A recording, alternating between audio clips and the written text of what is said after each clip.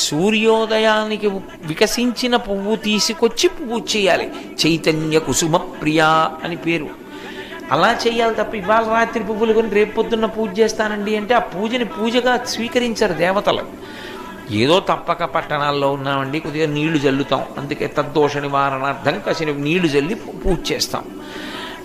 ఇప్పుడు నా ఇంట్లో పూల మొక్కలు తెమ్మంటే ఇప్పుడు నన్ను పువ్వులు పూజ చేయమంటే ఎక్కడ చేయను? అలా లేకపోతే అక్షతలు చేయమని చెప్పింది శాస్త్రం. కానీ దానికి బదులుగా ఏదో కాసి నీళ్లు జల్లి పువ్వులు పూజ చేయడం. తులసికి ఒక లక్షణం ఉంది.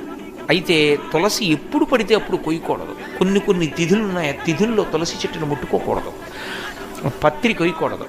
ఆ తులసి తెచ్చి ఇంట్లో ఉంచుకుంటే మీరు కొన్నాళ్ల పాటు పూజ చేయొచ్చు. అందుకే సాధారణంగా ప్రయాణంలో ఉన్నప్పుడు ఏం చేస్తారంటే ఇంత తులసి ఇన్ని మారేడు దళాలు పెట్టిలో పెట్టుకుంటారు, పూజా పెట్టిలో